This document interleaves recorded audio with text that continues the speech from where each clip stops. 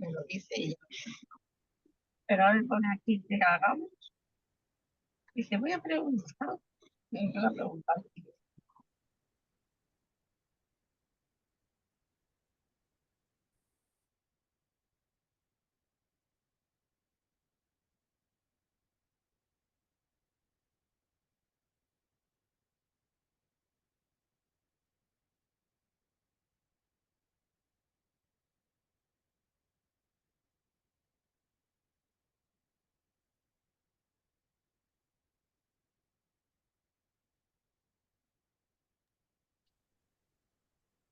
think we can start. I will go with some quick reminders about the Zoom meeting in general. So please keep your mic off, except if you want to talk. And we will give a space for questions, but you can always ask questions in the chat. But it will be a clear moment for all the questions. So welcome all to our kickoff meeting of the MILE project. This is where we are. I'm Dani. I'm part of the youth committee of the CCIBS. I'm gonna be facilitating this meeting, and I'm gonna be part of the project as well. I will say we can go for a short run of names and organizations, maybe, so we are more than only screens in the screen. So I gonna pass this to Mauro, and we try to go fast to everybody. Yeah. Hi, hello, thank you. So this is Mauro. I live in Italy, but I'm here on behalf of CCIBS. And I contributed to develop this project, and I will be one of the trainers involved. Should I pass it to somebody else? Yes, please. Okay. I pass it to Francesco. Wonderful. Thank you, Mauro, including for being one of the trainers in Germany. So I'm Francesco. I will not be one of the trainers in Germany, contrary to what was initially planned, but I will keep working on the impact measurement. And so those of you who will be involved in that part of the project, which is kind of the whole project, will see me and work with me a lot during this the next months. And I pass it to Vicky, of course. Hi everyone, so my name is Vicky, I'm the director of CCIBS, and I'll be sharing more with you about the project steps. And I've passed the floor to Alexandra. Hello all, I'm Alexandra from SCI-LS. I'm sorry I don't have my camera on because I'm on a car following another project in Sicily. Thank you very much. Can you help me to whom to pass, please? Sure, maybe you can pass to Nancy.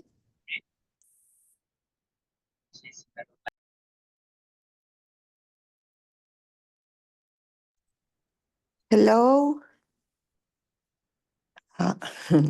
Hi, I'm Nancy. I'm from Ecuador. I'm in Quito. I work in Asociación Solidaridad y Acción, and I want to know about this project, MILE. Thank you.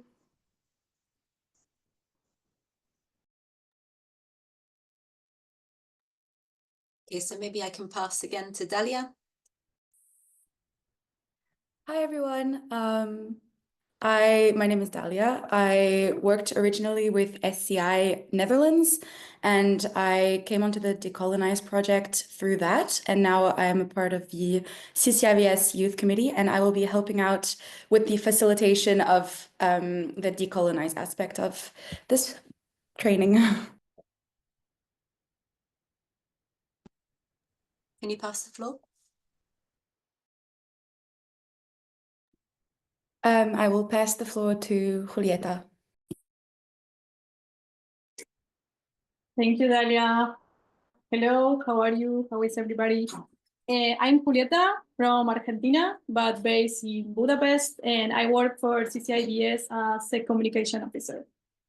I will like to pass it to Santiago.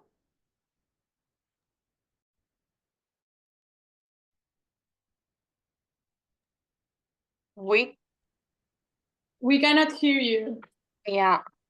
Something is happening. Okay. So Juli, you want to pass it to somebody else in between? Yeah, I would like to pass it to Solidarity Jeunesse, who we don't know the name. Hi, sorry. My name is Celia. I'm from Solidarité Jeunesse, based in Paris. And I pass the floor to Chiari Coronel de Wicolab. Hello everyone, I'm Chiari from Wicolab Colombia, and I look forward to working with you guys. And I pass it to Tiana in ECI Germany. Hello everyone, I'm Tiana, I'm from Kosovo, but I'm a volunteer with SCI Germany. And I pass it on to, let's say, Ali. Hi, I am Ali Telli from Turkey. I am a lecturer in university. I was 2 years ago in Bulgaria about colonize project. And thank you. And pass to Kerry. Hello, I just talk. So maybe we can pass it to another person. Santiago, if your mic already work? Yeah, I think, well, I am Santiago. I am from Argentina. I work as a volunteer from CES Foundation. And I already had the opportunity to participate on these programs, but I'm still here. And it is, I mean, I already read the document of Mile, and I'm very interested in the decolonized perspective. So yeah, well, that is my presentation. And I will pass to Mariela. Okay, thanks, Santiago. I'm Mariela, not a ghost, but I have a lot of sun in my face. I'm from Argentina, from Fundación CES. And I think that's enough. I don't know, because I entered to the meeting in seconds ago. I don't know if all people have introduced himself. Danny, I don't know if you're facilitating. So I can pass the ball for you. I think Agua can go next.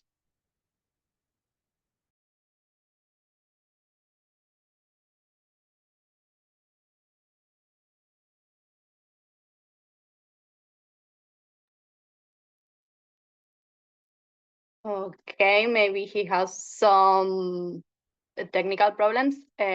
Kata. Hi, I hope you can see me. My name is Kata. I'm from Hungary, from Egyesek Youth Association, and I will participate in the training in Bonn, Germany, and I will do the impact measurement locally here in Hungary. So I'm here to learn more about the project. And I will pass to, and so hard to choose, Enoch from SAWA. Thank you. How are you, everybody? My name is Enoch from South Africa Volunteer Weekend Association. I'm having problem with this technology, but I'll just say hello to everybody. I pass it to Ba. Hi everyone. I am Baha from Turkey. It's so nice to see all the familiar faces that I met from very different countries in the other projects, and I am looking forward to meet with you all face to face in the Bonn in next month. And I am passing to George. Yeah, hello. My name is George. I am from Austria, but currently I'm a volunteer. So I'm volunteering here in Ecuador, in Quito, and with Fundación Wasser, and I'm going to pass it to Morella. Hello, I hope everyone's fine. I am Morella. I work from Base here in Ecuador, and I'm going to pass to Nicole. Hi everyone, my name is Nicole. I am also from Ecuador. I volunteered last year in Germany, and currently I am also part of Fundación Base. Maybe I can pass it. I don't know if Francesco already talked or there is someone else who is missing. Francesco already talked, so maybe I don't know. Juliana, can you hear us and present? Hello, I'm Juliana. I am from Fundación Chiriboga, Ecuador, and I'm here because I feel very interested by the MILE project. Who's left? Hello? I think Abednego from Nantonga.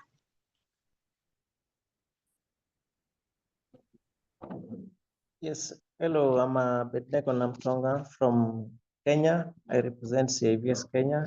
I work as a volunteer coordinator, and I'm really happy and interested to learn more about the project. Thank you. So, hello, this is Yagdashan. I'm from India, Asia. Currently, I'm working, volunteering in Germany in Kita in IGJD project. Looking forward to work with you all. Happy to meet you all. Thank you. Hello, everyone. Can you guys hear me? Yes, we hear you. Okay. Hello, everyone. My name is Dorcas from South Africa, Savoie, and also CCIBS EC. I'm here for the MILES project. Nice to meet you all. Thank you.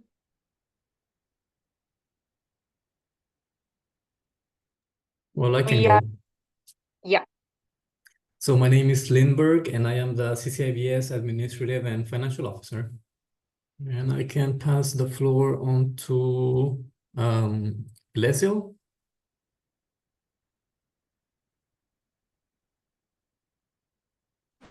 Yes, hello.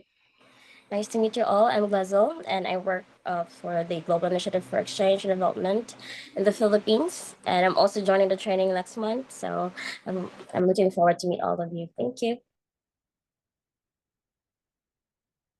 Okay, there is somebody who didn't present. I can go next. Yeah. Hi, everybody. This is Elisa from Italy, ICY Italy, and I will be joining the training next month. So I really look forward to meet you all there. Thank you.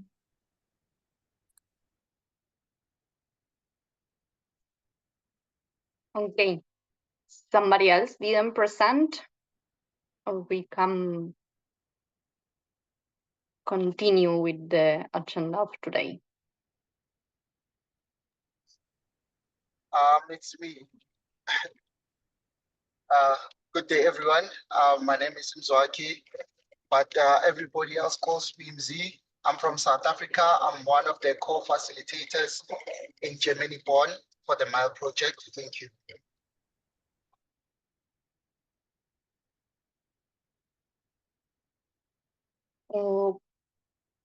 Okay, I think we are all. So for today, we are gonna have an overview of the MILE project and stage that they have. We are gonna have a little introduction of the decolonized tools and resources that the Decolonize project developed. We will go through some impact analysis that CCBI has done and link it to the MILE project. We will have a part for like the finance and reimburse for the training course that is gonna happen in Germany. And we are gonna end with some feedback and questions for your side. So I think Vicky, it's all up to you now. Hi, thanks. Yeah, Julieta, can you move the slide forward, please? Because I think you're going to do the Mentimeter part. Julieta, can you hear us?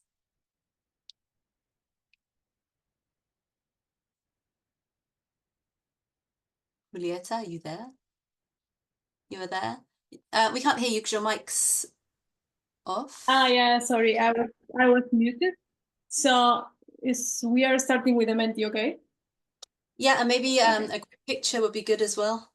The two screens of people. Okay. Yeah. So should we start with group picture? So yeah, we can start with that.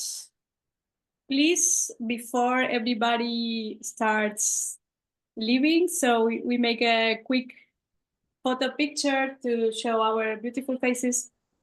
If you can turn on your camera, please, that would be super. And I guess we need to do two pictures, no, of one screen and then the second screen. So yeah, I need to go the 2 slides. Okay. So I'll let you take the picture, Julieta. I'm going to count to 3, and you can make a face or you can put a reaction. So we have a funny picture, okay? So I'm going to count to 3, do quick reaction or a quick face. 1, wait for me. I need to properly put this, okay.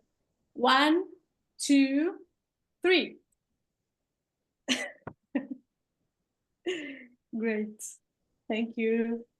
Yeah, but I need now the other slide, so please bear 1 minute. And let's go with 1, 2, the other slide, I don't know. 2, 1, 2, 3, another one, 1, 2, 3 again. Great, thanks guys. Now I need to stop this screen. Yeah. Great. Okay, so now the idea was to have a little dynamic before starting with the program. So I'm going to share with you my screen. And you will have to connect to this Mentimeter. Usually there is a code where you can put your phones in the link, or you can also scan the QR code. Let's try to do the scanning of the QR code. Maybe it's easier. Everybody has a phone here to use. Let's see. 1 minute. Okay.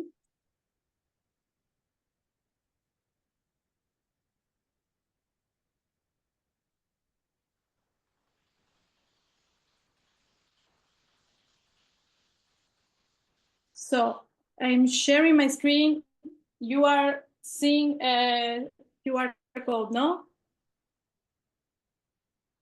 Yeah. Please, can you share? Can you get in your phone with this QR code and let me know if you manage to do it? If you cannot, we will try something else.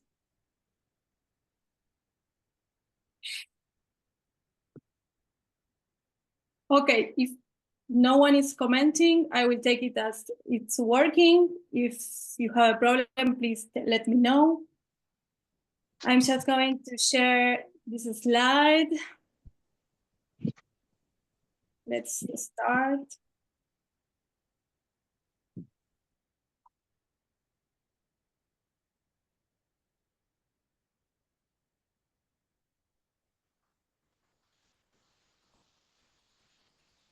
Okay, it should be working now. Let me know if you are there, if you manage to get in.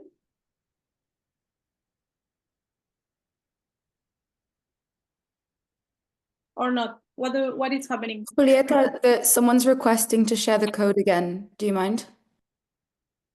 Yeah, the code is on the screen now. It's 45084370. So maybe you can also the code.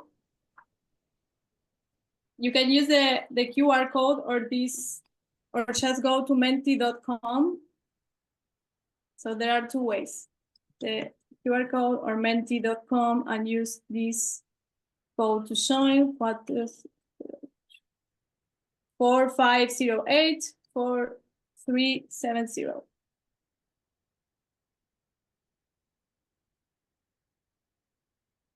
So if you didn't manage to get in with the code, you can just go into the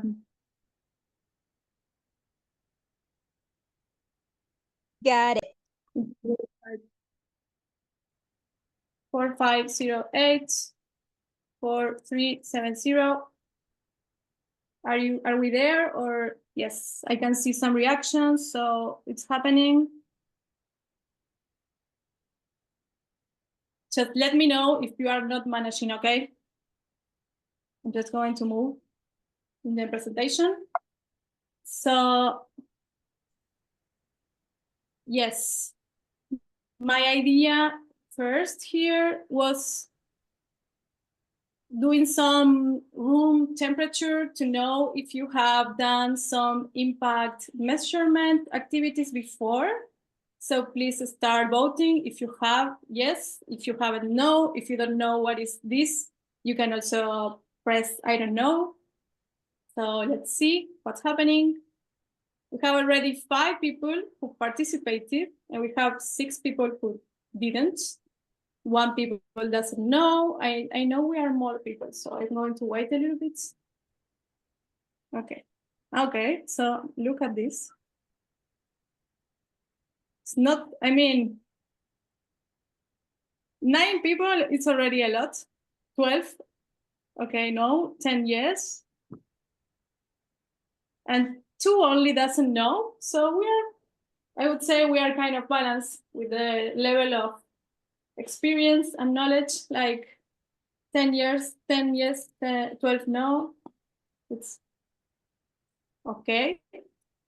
So I will wait just a little bit more to see if someone else wants to play. Okay, good. We are going to the next slide. So my next proposal is to go into breakout rooms now. I'm going to do randomized breakout rooms. We already introduced ourselves, so maybe just very quick for your new colleague that you're going to meet. But the main idea was just very, very short, like in 5 minutes, share your experience on impact work if you have done, or if you have any expectations about this program. And for the people who has already some experience in this, if you can discuss and share with the other person what was the result of this impact when you did it in your organizations.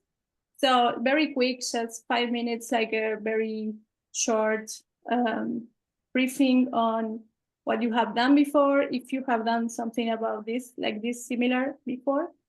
So I'm just going to divide you in some rooms. Let's do this very fast.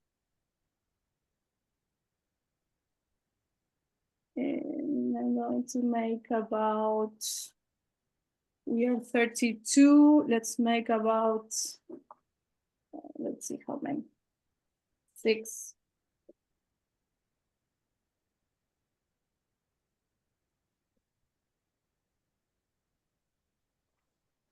Yeah, about 6 breakout rooms, 5 people more or less in the room. It's okay.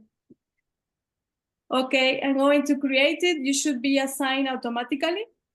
And please, if you have a problem with the breakout rooms, if you didn't manage to get in, let me know very quick.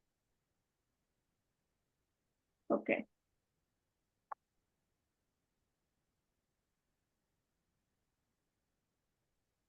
You have, let's say, 7 minutes for this.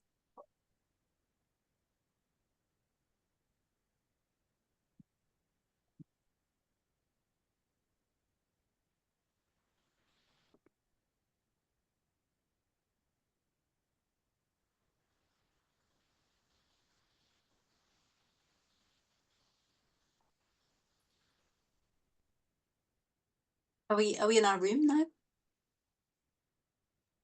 I didn't put you in rooms. Ah, But you, if you want, I can put you. no, it's okay. I'll join one just to eavesdrop. Yeah, of course. So if the people that is here in the main room, you didn't manage to get to your rooms, we can also have a little room here. It's okay. Julieta, can you assist me to get to the room? Hola. Hola. Hi, Paula. How are you? I'm good, I'm fine. I want to get to the room for Yeah. the group I'm chat. going to try to manage that. Let's see. Where are you here? Yeah. Yeah, you should be in room number 4, but I don't know why you are not going. Let's see if now we manage. You should have I like also got a letter. You should have like a signal that is trying to get you in these rooms. Because according to my system here, you are already in a room, but you have to accept it.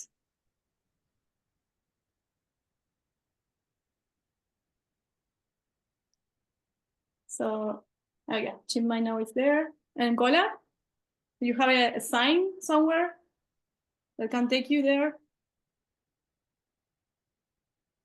Yeah.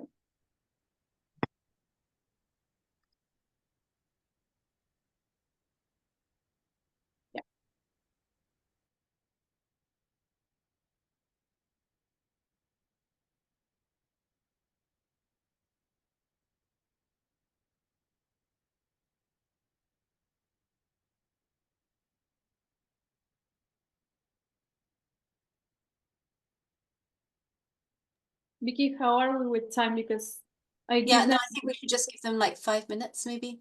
Not Okay. too, because we kind of went a bit slow there. I think that, yeah, we had so many people coming that we should have done this breakout first. But never mind, it is what it is. Okay. It is what it is. And that's okay. So maybe I can skip the next part. I'm going to make it faster. What was the next part? It was just they share in the Menti what's happening in the discussion. Maybe they can share it loud. There's feedback in group. No. Yeah. Let's avoid that. Yeah, so I go directly to the presentation and you can just introduce. Okay. Okay.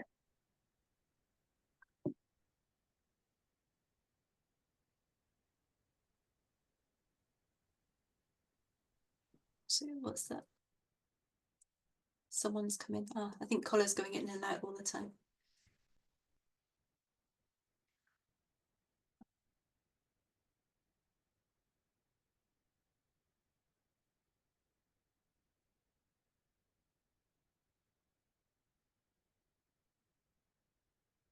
My mate is cold. It's a tragedy. What happened? My mate is cold. No. Yeah, I'm not saying. It's not lasting. No, I didn't prepare it in time. It's my fault. We did it for 2 hours, mate. But I've got a really good flask. I mean, my flask maintains my water warm. It's just I didn't prepare it in time. Okay, so we have 2 minutes left only.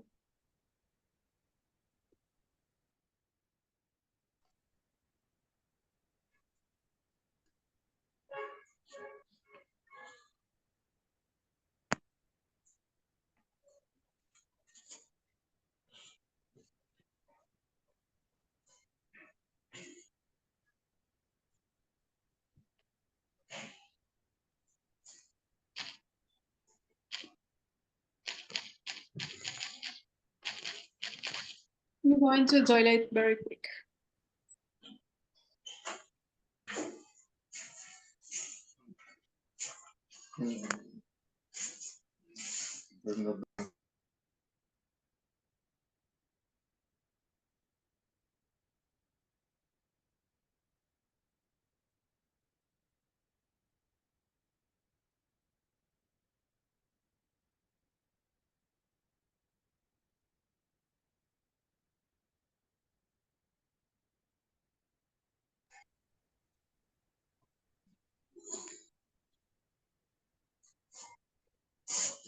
Hello, Julieta. Nicola, it's Vicky. Juliet isn't Can here. you put me in the Can you put me in the group again? Hey, Vicky, how are you? Good. Can you How are put me in you? the? I'm okay. I'm fine. Can you put me in the group again? I don't know how I'm to.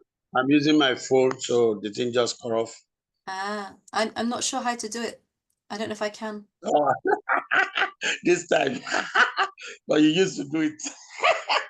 Oh no, because Julieta's got the controls, so I don't know how to put you in a group. Okay, yeah. It's unlike you to say you don't know how to do. You know how to do everything, so I don't know why. So Yeah, no, I don't know how to. No, I don't know how to put you in a. yeah, it's okay. So it's good to be seeing your face as I'm here. Happy to see your face. Okay. Yeah, you too. How you doing, Colin? I'm doing great. I'm fine. So how is your husband and your kids? They're okay, right? Yeah, good. I found a way to do Okay. it. Okay, there you go. Okay, that's fine. Yeah, I go. Thank you.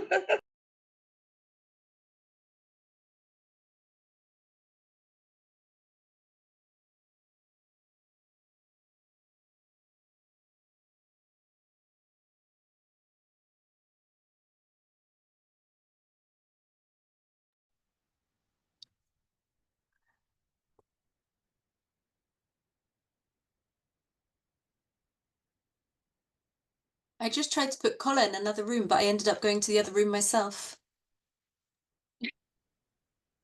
And now I'm back again. And I'm confused because Colin's not here anymore. I mean, you're here and he's not there. Nobody's anywhere. Oh my goodness. Okay, time is up already, so I'm closing the rooms. Okay.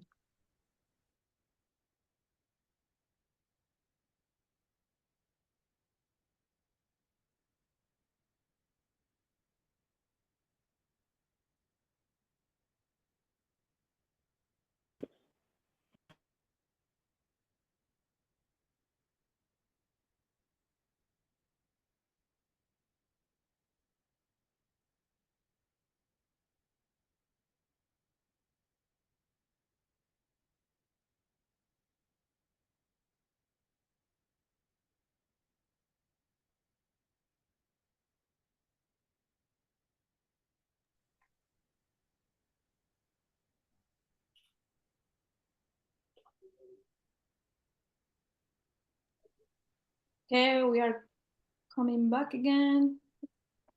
We will have 5 seconds for everyone to arrive. 4, 3, 2, 1. Now everybody's here again. I hope you had some nice conversations and you share about what you've done before or your expectations in this program. Let's remember to mute the microphones again for the rest of the meeting. Yeah. Okay, so I'm going to pass the floor now to Vicky, and she will explain a little bit more about the projects. I'm sharing my screen also. One moment. Yeah. So can everyone just mute their mics? Okay. Great. Okay, so yeah, just to share with you, I'm going to take you through the objectives, and can you just move forward one slide, please, Julieta? As this explains what Danny already said earlier. So if you could move forward to the objectives slide, not that one, next one. Yeah, great, thank you. Yeah, so the main aim then of the MILE project is to assess and strengthen the impact of long and medium-term volunteering. And this is really focusing on LMTV because in the past we've done many years of impact measurement, but on short-term work camps. And this time we're looking to really adapt the tools so we can start looking at medium and long-term volunteering. And the objective then of the overall project is to develop effective tools so we can better understand how LMTV affects the lives of young volunteers, but also the communities in which they work. And then to document stories and testimonials from LMTV volunteers and the host organizations, so we can really show the tangible impact of these projects, and to apply a decolonization perspective to LMTV programs. So in this way, we move forward with our work in participating with the European policies in the field of cooperation and contributing towards change within the international voluntary service movement. And Julieta, if you could just move to the next slide, please. The next slide, we will be looking at the timeline. So the timeline is obviously now we have the kickoff meeting, and then next month we have the training in Germany.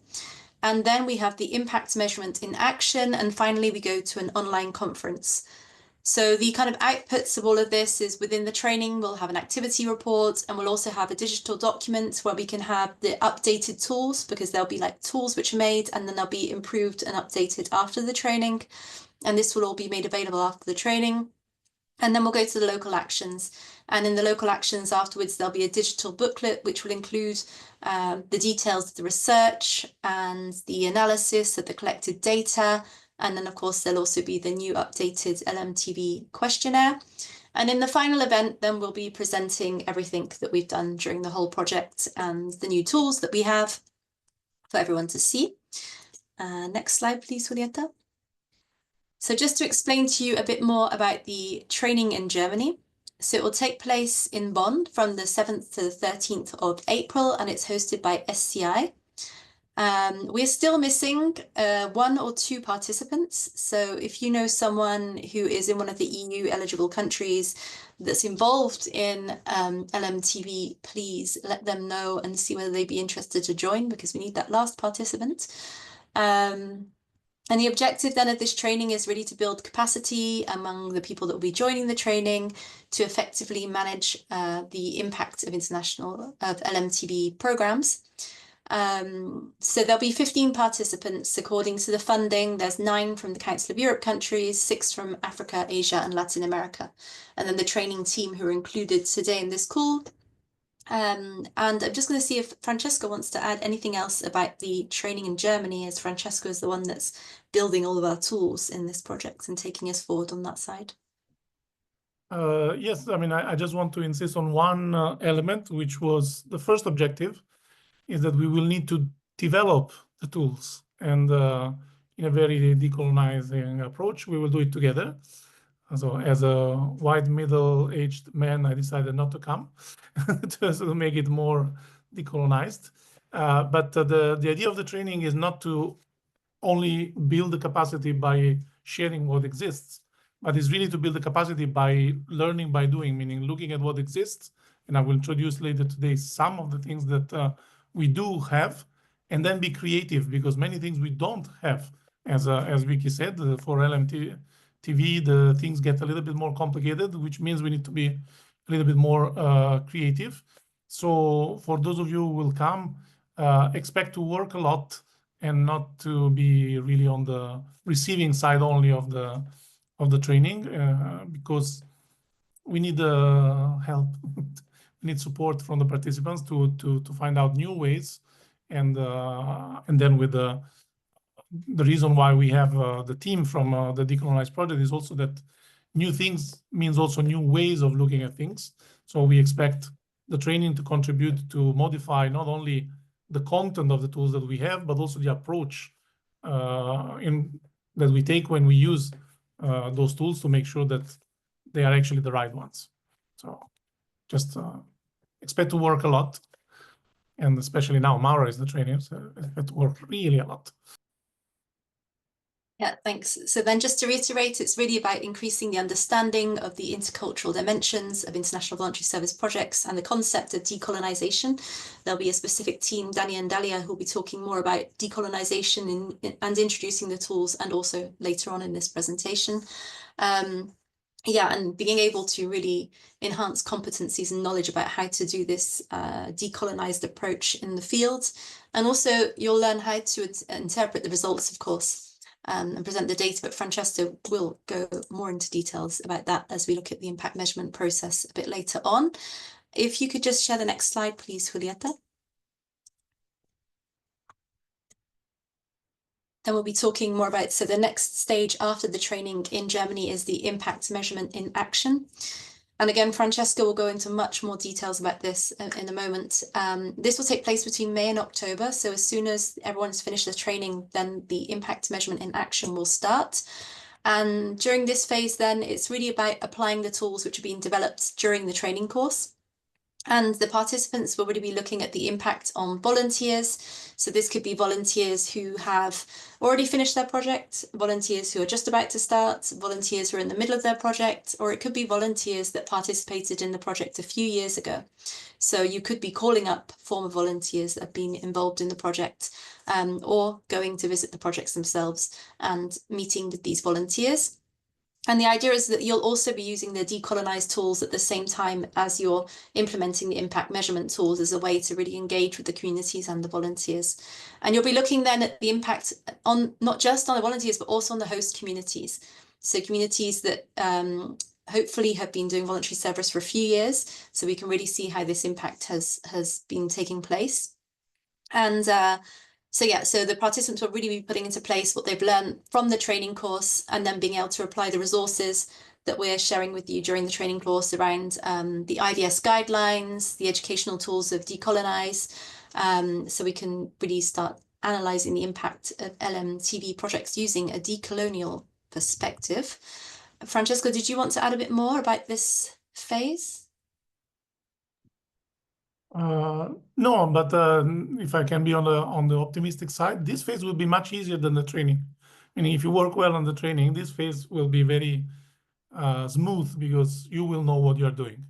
I think our main problem now is that we don't know yet what we are doing, or a little bit only. But this phase will be the fun one and the very interesting one. So I really look forward to hear what people will be able to do in the field, because in my experience, that's the best moment before then going back to analyzing what you find. And that's a little bit painful because it takes long and you don't actually talk to real people. But this is the fantastic part of the project. So I hope you will enjoy as much as we did in the past. Yeah, thank you. And just to say, for the people that are joining this call that aren't actually part of the participants in the training itself, we can find a way that you can also have the tools available, and then you may want to do the impact measurement in your communities in any case, even if you haven't managed to take part in the training. I'm sure with the toolkit and the tools, there could be a possibility for you to also see how you can run this impact measurement. I'm not saying that we can necessarily include that in the final report, but it could be like a testing for you as well, and you could give us some feedback on the process that you implemented. But in any case, if you're not joining the training, we will make sure that you have the fully updated information packs and tools at the end of the project, which will then be ready for use. And we really hope that everyone will be able to continue using these tools through future projects. So this takes us to the online conference. We haven't set the exact date yet, but it will be in November, December time. CCIBS has its General Assembly in November, so most likely it will take place afterwards. We will share the initial findings in the General Assembly and then have an online event afterwards where we can really present the preliminary results that Francesca will be working on after we've received everyone's feedback from the local actions. And we'll be having a roundtable where we can invite people to share their experience of what they did during the project, but also engage policymakers so they can really understand about how the impact of international voluntary service is what's taking place on our projects, basically. You know, we just recently had a call to contribute to the State of the World volunteering reports, and this is where we can also, in these kind of spaces, we can provide the results of our impact measurements. So it's really, really important that we can make sure that when we close this project, we can really bring out the results and we can show people the importance of international volunteering. And then we will, of course, then present all of the tools, and we'll make sure that the final package is there, as I was saying, so you could use that in the future. So that is it in terms of the process. If you could just go to the next slide, please, Julieta. We will, I just wonder if there was any specific questions after like the process, if anyone's got any questions to ask, because what we'll do now is we'll go back into the training course in Germany, and we'll give you some more in-depth information about the decolonize tools and about the impact measurement tools. But does anyone at this moment have any questions about the process, about what's going to happen this year?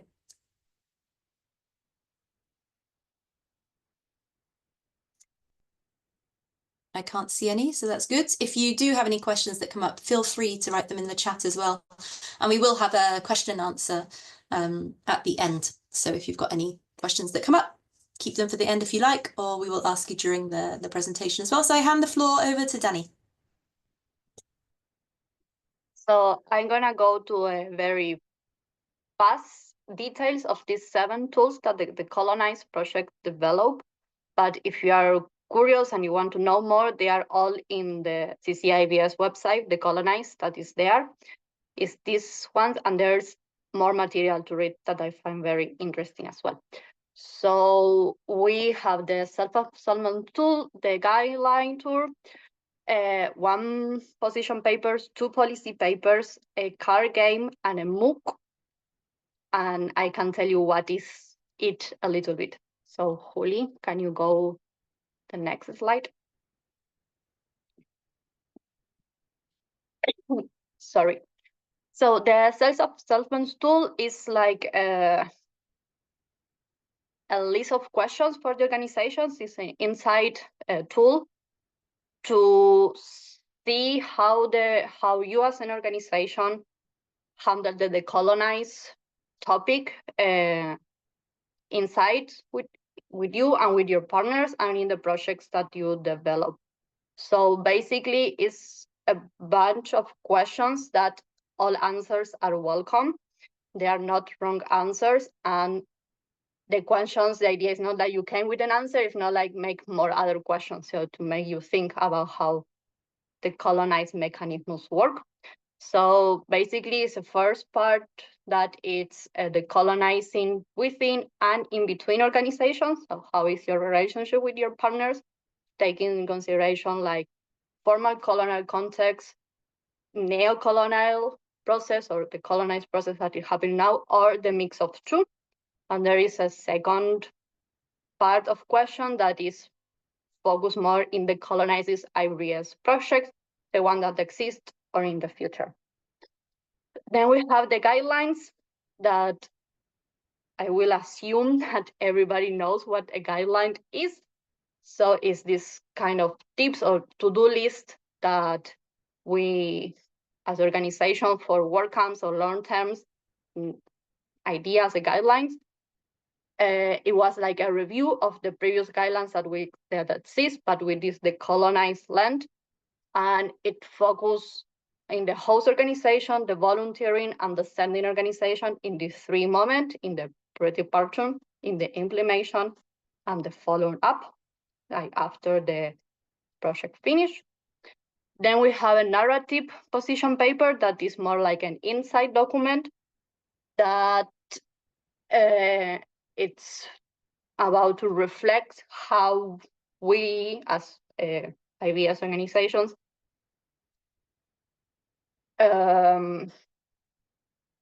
like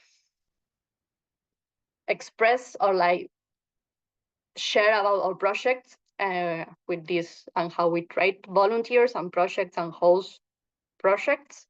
So we have 5 reflections about the topics. That is bring host community and organizations back to the center. This concept of reciprocal learning, give all value to all kind of volunteers, to assume the political position that the organizations has, that the role that it has in society, and with kind of change as organizations can have in that. Then we have the policy papers. I know I'm going very, very fast. I kind of apologize for that. It's just running time. And I know in these topics, we can be talking about hours and hours. So I really recommend you go to the colonized websites and take a look. They are in all different language. I find it very interesting. But now is to have just an overview. And if you are gonna be in the training, we are gonna go more in details as well. So the policy paper is about like the colonized mobility and visa for volunteers. We explain why it's important. It's more a policy paper for make advocacy, so it's not something inside, it's more for another institutions or politicians. And we write 3 recommendations that is, sorry, I'm talking about the visa, 4 recommendations. That is decolonize the information to apply to a visa, to provide trainings to the public officers immigration service so they know what they are doing, and to facilitate access to embassies at the national level, and develop a status for international voluntary service. So things hopefully makes more easy. Then in the second slide, we have the other tool that is the funding visa that is more focused in European funding and in Erasmus Plus program and Solidarity Corps European programs. So we propose 3 recommendations that is include youth organization in the decision-making process of the funding of the Erasmus Plus and European Solidarity Corps project, to involve youth organizations outside of Europe to an exchange to be part of these programs to facilitate the exchange, and to decolonize the funding and requirements.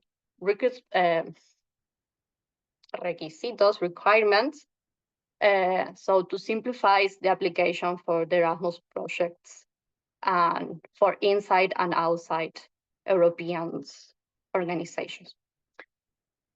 The Decolonize project as well developed educational cards games. It's a very open, dynamic, pedagogic results tool.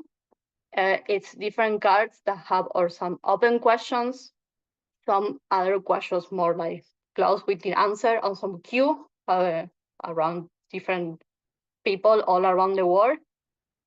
That the idea is for using in the pre-departure or on the incoming work camps or seminar for volunteers to start talking about this topic. Because when we were doing the project, we realized we did a lot for things for outside for organizations and for outside, but then maybe we need something more simple that we can use daily life with the volunteers. So we developed the cards, and we developed the MOOC, the massive open online course, that the idea is to be like a complementary resource for the outgoing work camp or seminar for volunteers, for possible volunteers or for volunteers. And the idea is through different videos and questions to start to deconstruct the colonized mindset that we all have, and to see if the intentions of the volunteer, what are the intentions of the volunteers, and if it match with the projects and programs that we offer as an organization. That it's a lot. It's like 2 years of project. I was very fast. Again, I'm sorry. I don't know if there are questions. I assume there is a lot of questions like what is inside or what is this? Can you give me an example? I would really love to answer those questions, but we don't have the time. So again, I would recommend to see all these documents, and there is even more in the website. And if we are gonna be in the training, we will go more in details on how to use these tools for the impact measurement. So there is questions that do you think I can answer?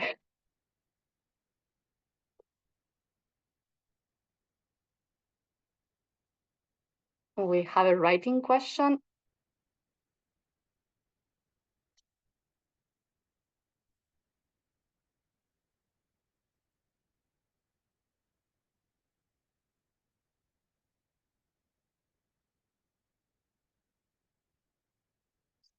So I will read the question for everybody who cannot read the chat. I will consider the impact measurement has deep connections with the core values of IVS. Why survivors mechanism, the colonized trans, modernization, and next generation's primitive traditional perspective? How do you bridge the gap and spur a board? Are you taking these elements in the training kits? So what I can say is like, yes, in the training and for the measurement and for this project, we will use these tools, and to have this decolonized perspective through the project is key, because as Vicky says before, this is CCIBS did a lot of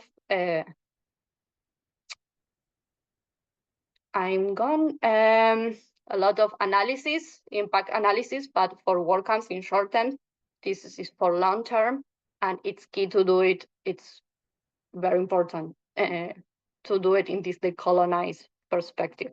I think one of the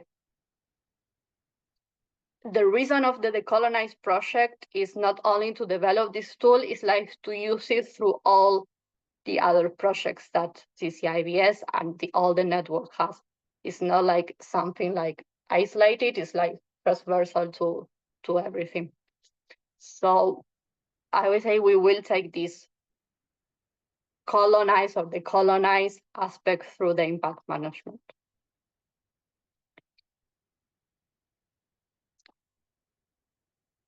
Somebody want to add something or other questions?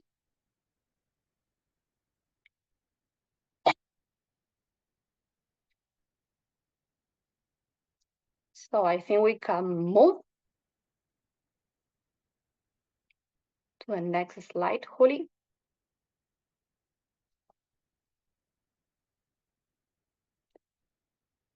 And I give the floor to Francesco.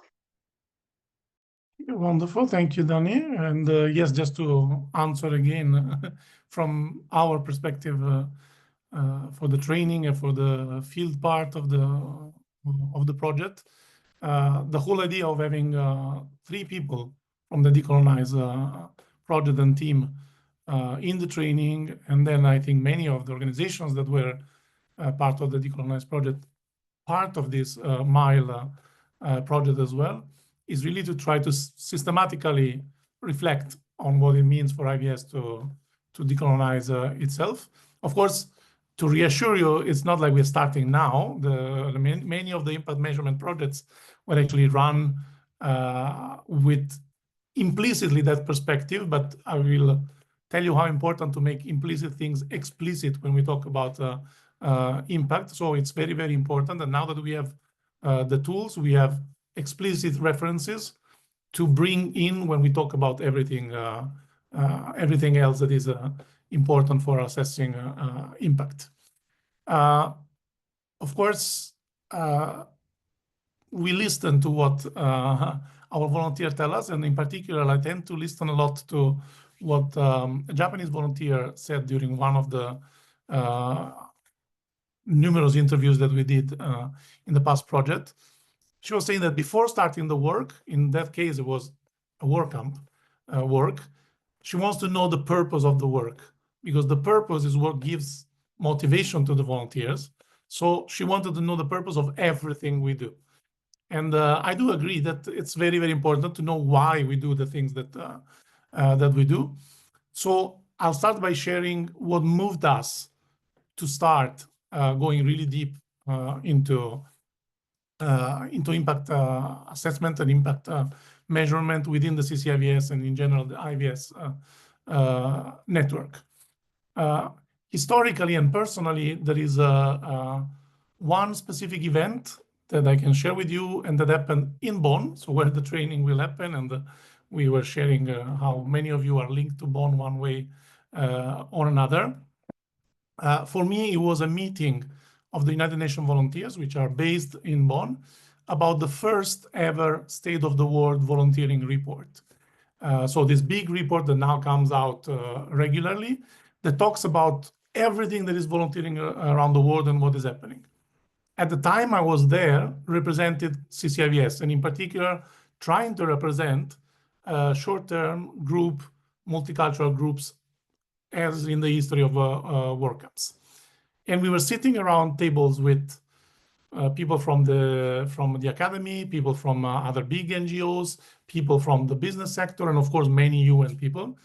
And basically everyone except one person was just saying short-term doesn't change anything, just leave it out of the report, leave it out of our site almost. Don't tell us about it because it's useless, it's too short to have an impact, etc., etc. We could have been just very angry. I mean, I was at the time. But I think altogether we realized that there was a reason why they could say that, despite the fact that WordCamps exist since the 1920s. And the reason was that we didn't really have what they wanted to say, yes, this is fine, you're doing a good job, which means in their language, data, stories, documentation. Okay, so the real initial reason why we started doing is the third one that you see among these three yellow line. We wanted to get recognition for our unique processes, and in particular at the time for the short term and for the results that we thought, we knew implicitly though, we can create. So the whole process started with the idea that we should be able to have support for what we claim.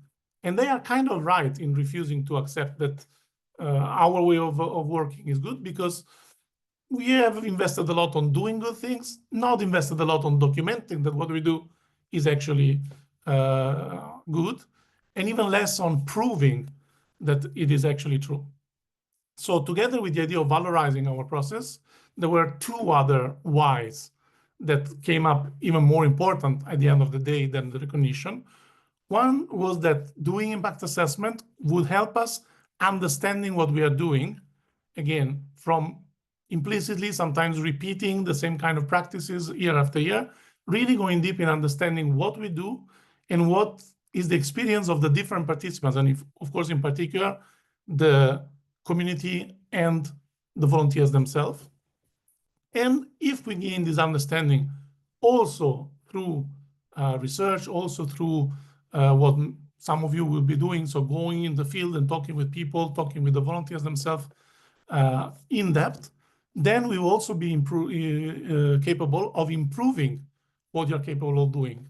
So in a virtuous circle, if we understand better what we are doing, we can improve what we are doing, and then we can prove that what we are doing is actually having a fantastic effect. The short version of that is that we defined for us measuring impact as measuring change. And there are three very important characteristics of this change. I'll later tell you about how many times I've heard the word, the magic of volunteering. And I do like the idea that there is a magic of volunteering as long as we are the magicians and not the public, meaning we know what are the tricks that produce the results. Okay? If we look at the magic of volunteering as a spectator, then the United Nations are right to tell us, you don't know what you're doing.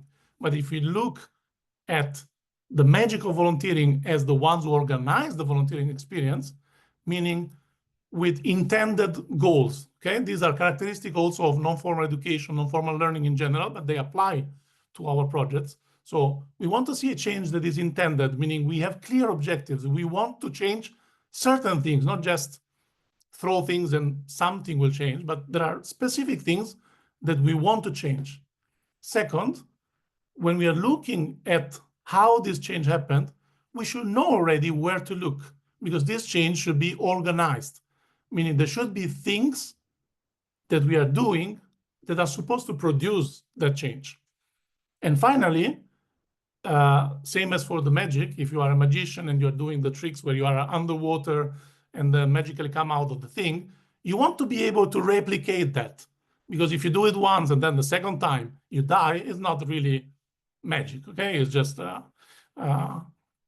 strange behavior that shouldn't take place. So if we are able to set specific objectives, if we know what kind of practices, organized practices, should produce those objectives, And also, if we are able to replicate this process over and over, so on different projects in different countries at different moments of the year with different people, then we can say that we are actually producing that change. Because this is the context, what we are looking at when we look at evaluating the impact of our projects, when we will look at how we can say that LMTV projects produce change. We are going to be very specific about the objectives, our intentions, the practices, the things that we put in place, so our organization of the project, how they are composed, how they are made. And then we want to have examples from different places. That's why many of you will, come from different countries and are joining the project from very different perspectives, so that we can really see if it's working and how it's working, and also the differences in how it's working. Let's go to the next slide, which is slightly more simple. From the academic perspective, which we do take into account, even if we want to develop our own tools, and we did develop our own tools, and we will continue to develop our own tools, because academic sector has the tendency to listen a little bit to what we do and then propose existing tools. What we have been doing, and we are very proud of that, I think, is that we've convinced some universities, including the one person in that room in Bonn in 2011, who came from a university, which then became my professor.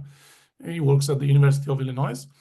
We convinced them that we want our tools and their support to make our tools meaningful, but we don't want existing tools, because what we do is somehow unique and deserves somehow unique tools, which is what we think MLTV also deserves now, to really have its own tools that really reflect what we want to do and what happens with LMTV. But from the academic perspective, the most important thing that we really will need to keep in mind is that the definition of this change, so also the academicians talk about a change, but what is really important for us is to be able to say that this change would not have occurred if the programs were not there. And this is something that you will find, and I find a little bit more challenging, and I'll talk a little bit more about that later, for LMTV. Simply because a work camp is the only activity that volunteers do during that specific amount of time, is relatively short. More or less nothing happens except the work camp itself. When the volunteering is more individual and it takes place over 3, 6, 9, 12 months, even longer for some, it's very difficult to establish what the program produced and simply what life produced. Things that would have happened anyways. People grow, people meet people, people get married, people have children, a lot, it seems, through the volunteering network. I'm one of them who met and had children through volunteering in CCIVS. So it's very difficult when we look at projects in general, but especially in long-term projects, to define what change was produced by us and what change just happened because many other things happened. Okay, so this is something very important to keep in mind. We do want to respect this criteria, being able to prove that the change that we see was produced by us. It's something we wanted to do, it's something we are capable of doing, and we can prove how is the next big question, but we can prove that that part is really thanks to us. If the person didn't volunteer, if the community didn't host volunteers, these things would not have happened. So that's our challenge, okay? It's very clear, it's a simple challenge, but complicated answers are needed. If we move to some of the answers, I can share. Yes. So I will share what we do have and tell you also what we don't have.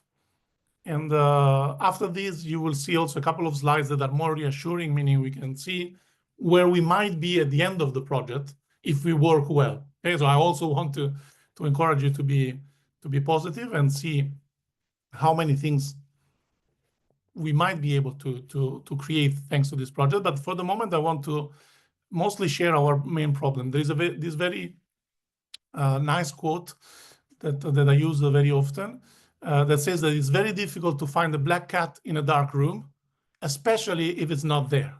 Okay, so what it means for me is that very often we go for what is called in the academic sector a black box evaluation. Okay, so we will just open the box and look at whatever is there and try to understand if that was somehow an impact that we created. Okay, and this is first of all, we don't have the resources to do a black box evaluation because they are much more demanding. We need to look at so many things to be able to then narrow it down to things that are interesting. So we cannot do it anyways, and we don't want to do it because a black box evaluation means that we think that we know something is happening, but we don't really know if, why, and how that thing happens, okay? And after working with many of the CCIVS members and partners in these last 10 years, we do know what we are doing. Okay, that's the good news. I think we really know what we are doing.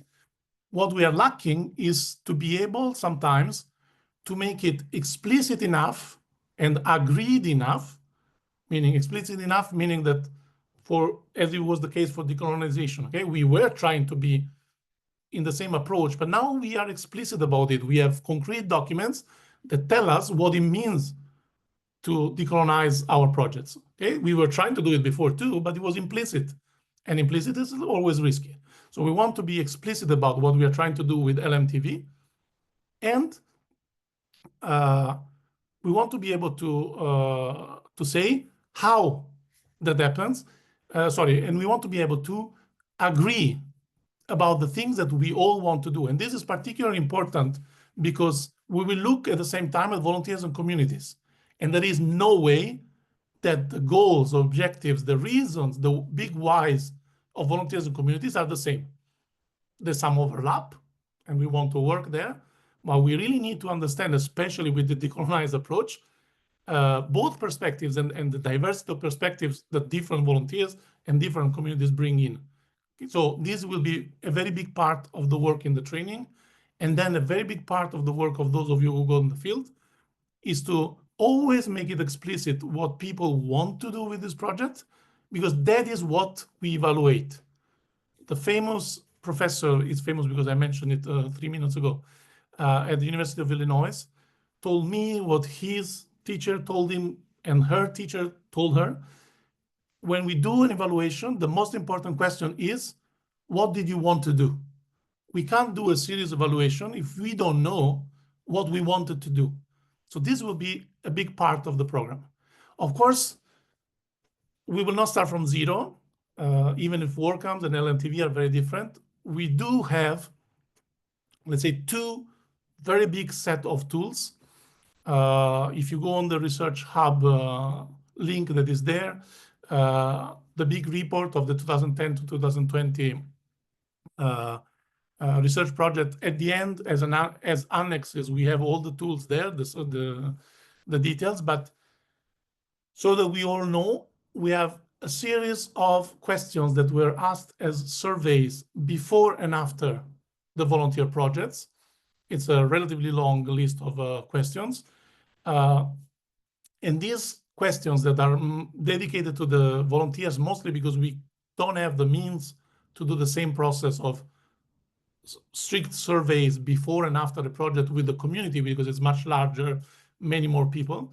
So those questions give us the first set of evidences that we know what we do, because they help us confirm that what we want to see happening actually happens. So you will see during the training and after, there is a series of skills, attitudes from the volunteers' autonomy to the intercultural learning to communicating in another language, to be more active, etc., that we are now able to really test and confirm whether it happens or not. So this is a good news, because we will not start from zero. We will start from that set of questions. We will have one main issue, that the project is shorter than most of the long-term volunteers that we will look at. So obviously we cannot really ask these questions before and after the project to a number of volunteers big enough that statistically makes sense. But we will probably be able to look at a lot of volunteers from the past years and adapt these questions that now are asked as before and after to, at the end of, now that you look back at your project 1 year, 2 years, 5 years after, and then the same skills, attitudes, and perspective will come in. So we will need to adjust this in a different way. On the community side, we mostly worked in a more explorative way, meaning that we accepted the idea that we don't necessarily know what the community lives and what the community did things for and what the community gets out of the projects. So we are already, let's say, closer to what we want to do for the LMTV, meaning that we use qualitative methods and tools, field observation, a lot of focus on the narratives that come from different stories. So again, the danger of the single story, as you might have heard, we come out of the story of the organization and we go into the story from the communities and from the volunteers. And it gives us a little bit more the meaning of the projects. The first one is more the data, like is yes or no, this is happening. You cannot say no, we have the data. But the qualitative interviews, the focus groups that we can do, and it probably going to be the biggest part of the work that those of you who go in the field will do, then they allow us to really open the box and find the cat maybe, and many other animals that we don't know were there, because we only focus about the cat, but the community might focus about the dog and the wolf. So we will discover many other stories, and this will help us a lot understanding better all the change that happens at the community and the volunteer level in the long term, and that statistics cannot really reflect. And of course, there will be very important for both the volunteers and the communities, there will always be a focus on the actual work, what people have actually done in the volunteering, because our past data, and we can go back, and we go to the next slide. Our past data, this is again to show you that at the end we will get something very beautiful. This is created by our long-term friend Javier from Solidaridad Jeunesse, CCVS, many of us from Mexico. At the end of the day, we will be able to name the change and explain how it happened, but there will always be something very important that we learned from the statistical part of our research until now. The meaningfulness of the work that volunteers do has a huge impact on all the other things that the volunteers think and perceive they have learned. Okay, so we will need to focus a lot for the community and for the volunteers on what they have actually done. Because if we go back to the magic doesn't happen if there is no meaningful work. For the work camps, we were discussing a lot about that if you take out the work for work camps, they're just camps. Okay, so the work will be an important focus, the realizations, the intercultural work that is done, the events that are set, but work will be crucial. This big wheel of learning is one way to organize all the improvements and all the positive changes that happen to volunteers. In this case, this is for the volunteers. So in the analysis part, we will see what we ask this time to the volunteers, and if we use much the numeric data in the research, but we will certainly be able to set some numbers on different aspects of our projects that we think produce change, and confirm to ourselves and to the external world and to the communities we work with whether or not this is happening. So this is our goal, is to be able to identify whether or not there is a change of color in all these columns, because the change of color means before the volunteer was here or before the community started hosting, these things were one way, and thanks to the project, so that difference of color, things are now different. And it can go also negatively. We need to be ready to accept that change might be negative as well, or that there might be no change when we work to produce change. That is also an important aspect of impact measurement, recognizing that there has been no change when we wanted the change to be there. So this will be a tricky part of identifying change, because no change is a very important information. Next slide, and it will be the last one before we discuss a little bit. This is also to show you that we will have a lot, actually really a lot of information and stories. This is a picture I took. I did not do the interview. It was done by our colleague in Uganda.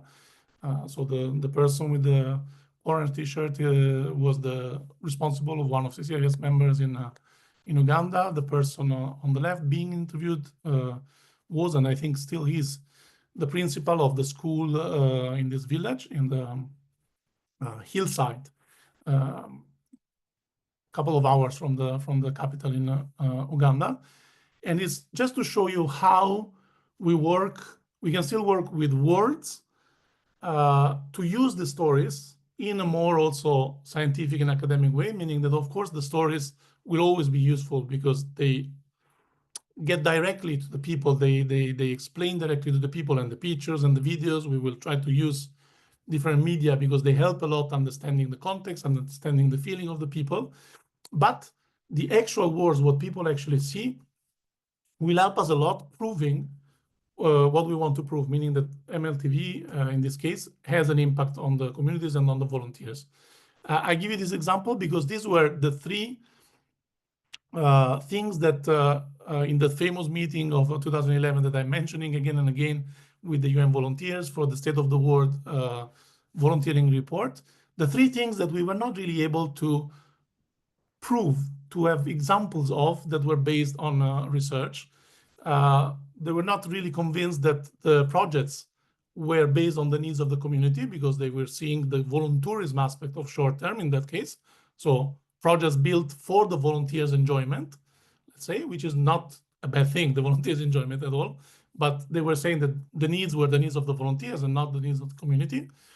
That as a consequence, the activities were activities that were, you know, they had in mind the poor kid with the finger in the nose that we see in many in many non-decolonized advertisements about different regions of the world, and that it was too short.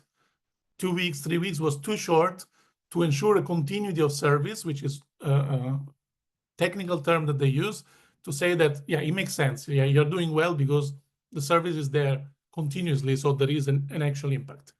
And just in one sentence that she said that the nearest school from here was in 7 miles.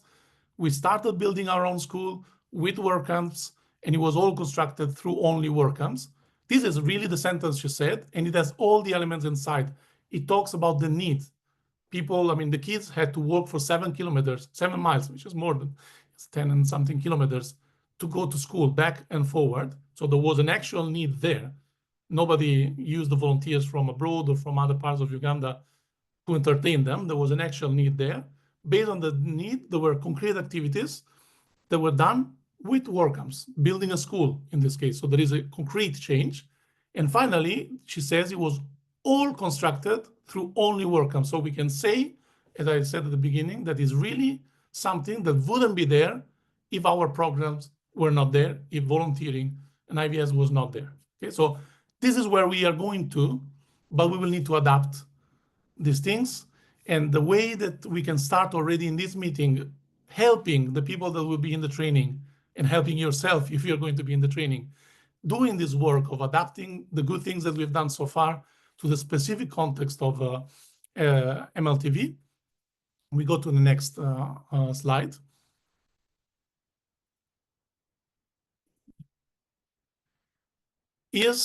Once again, we go back to the quote from the Japanese volunteer.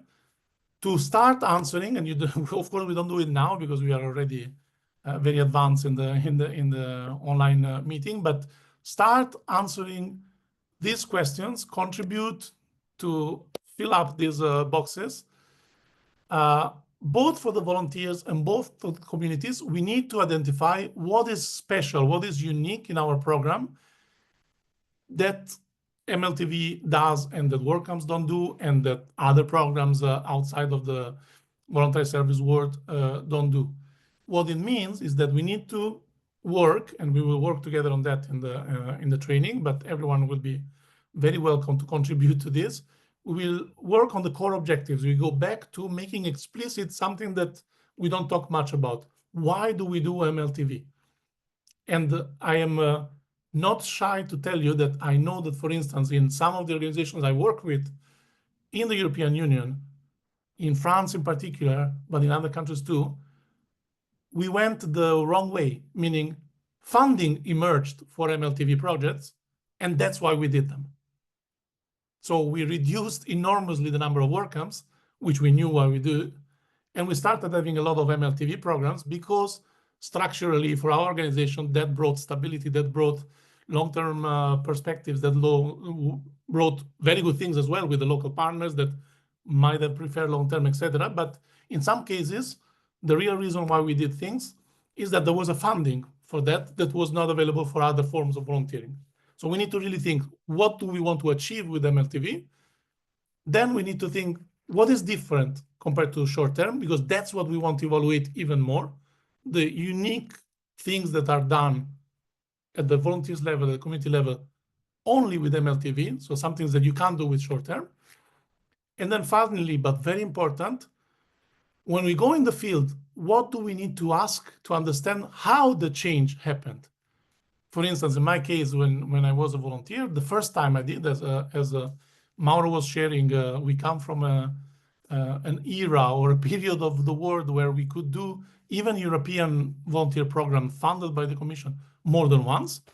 The first time I did it, I didn't have a pre-departure training. I didn't have a mid-project evaluation. I didn't have a mentor. I was living with a family that managed the organizations where I was also working, like same room, sharing the room with their children. So there were many elements in the program that contributed one way or another to my understanding of the project, to my enjoyment of the project, to my contribution to the project. So we need to look at the practices. In practice, what is special in MLTV that can produce something unique that we think is going to happen, because that's why we do it. Okay, so these 3 questions times 2, volunteers and community, is what we are going to work a lot in the training, and you're going to continue working if you are the ones doing the interviews and going in the field with your partners there, because you will need to rediscuss these 3 key questions with them, because their perspectives might be completely different. And if you interview volunteers, their perspective again might be completely different. But this is our starting point for the next part of the program. As usual, I talk a lot, and this should be more than enough for the moment. But if you have questions, I will be here to answer them.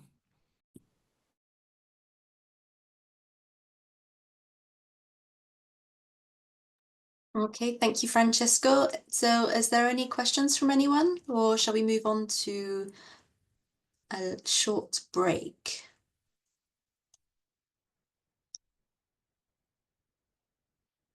Okay, if there are no questions, then what we wanted to propose now is that there's a short break. And Sorry, Mariana. Mariela. Raised hand. Mariana, Yeah. sorry, Mariana. Thanks, Vicky, and thanks, Francesco, for a useful explanation of the project and all this aspect. I don't know if I understood well or I interpreted good the process, but my question is in which dimension the organizations, the volunteer organizations and the programs will be part of the research, because the last slide show more the last research about short camps, but work camps in the short term. But when you mention and explain more or less the research tools that the project will use, more shaping the idea of the tools, I saw that was focusing on volunteers and communities, but you mentioned a lot of times the importance and the core of the impact measurement are the programs and how programs function and shape and improve the way of doing volunteer, and to ask this big question that is why we do that. So it's not clear for me in the process, in the research process, which is the role of the volunteer organizations and the programs. Okay, yes, you're completely right. In fact, for instance, for the short term, the long list of competencies and skills and knowledge that now is the core of our tool for the volunteers impact was developed in meetings that were dedicated fully only to that. Okay, so they were fully dedicated only among us organizations, fully dedicated to discuss what is that we want to achieve, what is that we all want to achieve, because some organizations have specific goals and we can't bring them in a research that looks at 90 countries. We need to, unfortunately, having a minimum common denominator for the research to make sense for everyone. And we do not have in this process a specific place where that happens, except that the training, we assume, and maybe we are wrong in that sense, but we assume that the people that will be at the training will be representing the organizations. And that's why I said we will put them to contribution, because we will reopen the definitions that have been agreed in the last years by organizations part of the CCAVS, reopen the floor to redefine the questions that we ask the volunteers, redefine the questions that we ask the communities. And thanks to the work that has been done, because I think one of the tools is also the tool of participatory research that is part of the tools on coming from the Decolonize project, redefine the way we ask those questions, the way we enter the communities, the way we approach the volunteers. But the idea is that we don't restart from zero, doing the work that has been done a few years ago with the organizations themselves. So bringing, for instance, all the coordinators to discuss the practices and especially the objectives, because we hope, and maybe we are wrong, but that they haven't changed dramatically, and that they do not change dramatically from what is in the existing documents and existing tools, because they are all connected. There was a revision of the guidelines, and we will use that to guide us towards the changes that are necessary. There was, I think, also a revision of the exchange guidelines in general within CCAVS, and that will guide us as well. But we hope somehow that grounding work on the objectives only needs few changes that the people that will be at the training will be able to help us with. Unfortunately, yeah, we do not have what was a luxury at the time, the chance to sit all together and exclusively discussing the why. But maybe this project will make us want to do it more, because we might also realize in the evaluation process that some things are unclear, that we are not able to answer some of these questions because we don't have a clear agreement within the network, because things change fast. I think for this project, we will rely on your participants to represent the point of view of the organization on these questions and help us reshape the tools, adjust, I would say, the tools for the specific needs of MLTV. Okay, just if you permit me, just a comment, something that perhaps is new to our conversation, is that from Decolonize, something that we learned was that the strongest work that we have to do in IBS organization is inside the organizations. So that is something that we learn. And if you see all the tools, most of the tools are related to the how to improve the way of working on and reflect on why we do things as we do. So something for me is a very interesting perspective that every work taking account the idea of measure and see the impact we do have to take in account. And the other point is the trends that we are facing in IBS, general trends that CCIBS showed in its last report. And it is that there is a decreasing the medium and long-term volunteering exchange.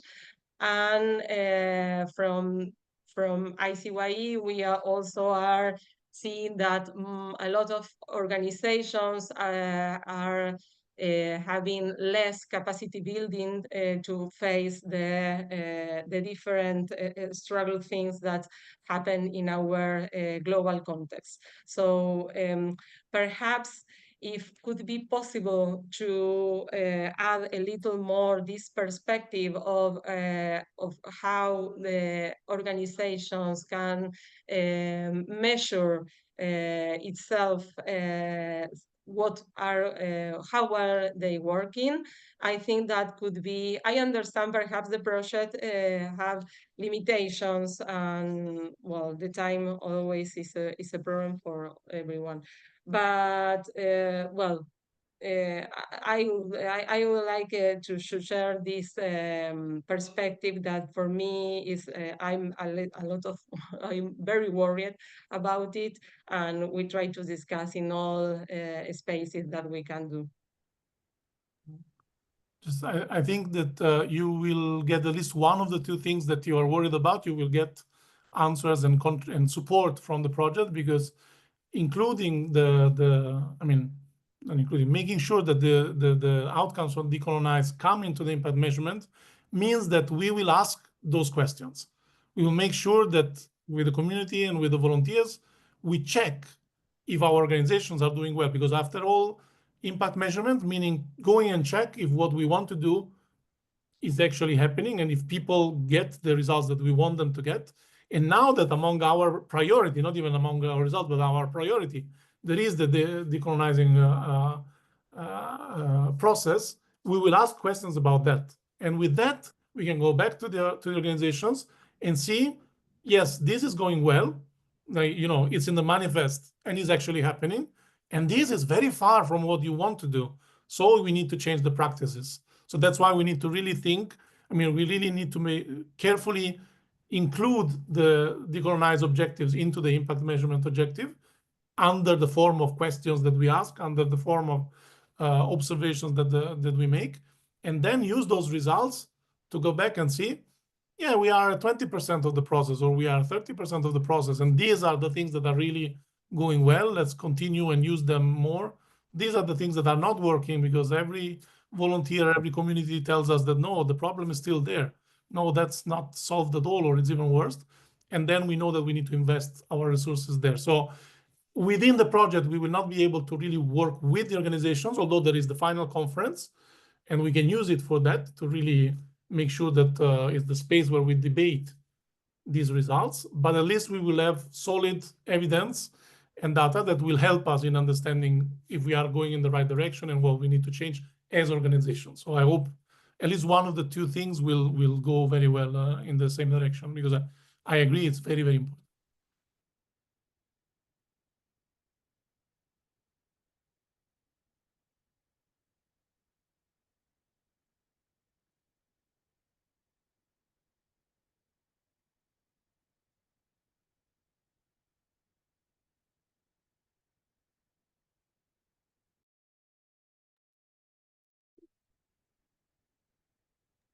Okay, so was that the end of your intervention there, Francesco? Oh, yes, definitely. Sorry. I wondered if it was just a silent bit. I don't know if Danny's back. Danny, you're back? Great. Yes, thank you, Yeah. sir. Yeah, so it's just to see, I guess we're just seeing if there's any more questions and then we can move on to the break. So was there any more questions?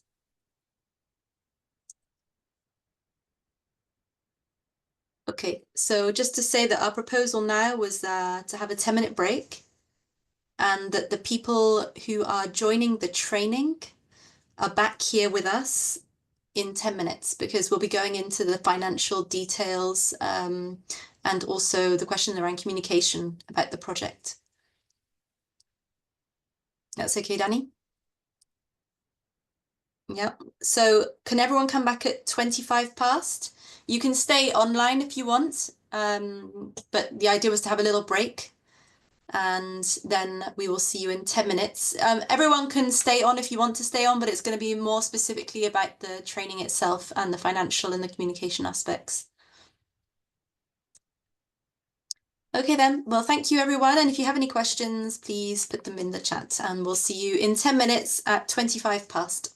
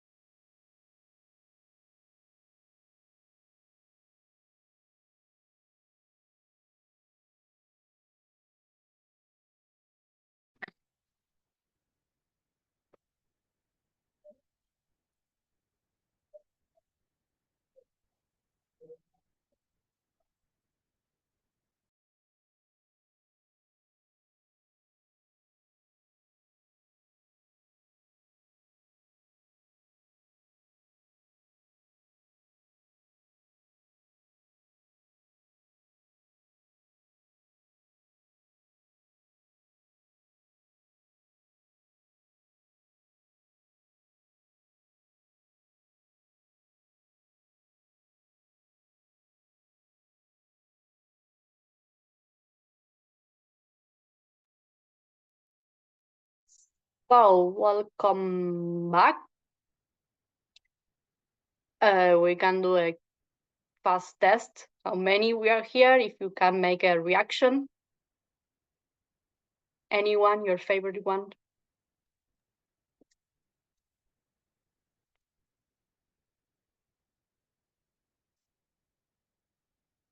Great. We are a lot here. Amazing. Thank you very much. So Limber, I think it's all up to you. Okay. Julieta, could you share the screen? That'd be great. Thanks. Okay, can everyone hear me okay? Is everyone here awake? This is gonna be the most fun part of the presentation. So I'm going to speak to you a little bit about the finances.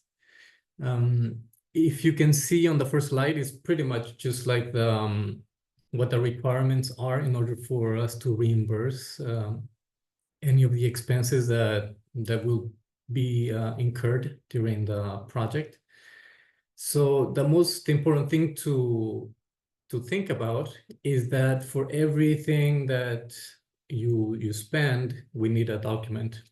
So we need a proof, and that proof, it has to be like clear, it has to be legible, and it has to contain like the most important information depending on the nature of the expense. So for example, for most things, well, let's talk about the travel. Usually for the travel, we need the invoice, and it has to show the itinerary, like the full itinerary, the date, the amount that that was paid. If it's for train, it's the same thing. Sometimes there are smaller expenses, and for that, obviously, it's just like we need the actual receipt, but also if you can also send like the additional proof, for example, like the way that it was paid, etc. But the most important ones are obviously the big expenses, such as the flights or trains. So that's pretty much like the main thing to keep in mind. We need a document for every expense that you want to be reimbursed. If we don't have a document, unfortunately, we cannot reimburse anything.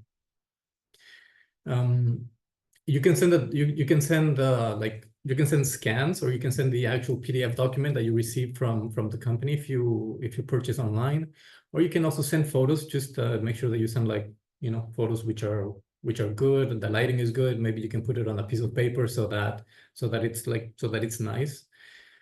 Sometimes it's also to save ink.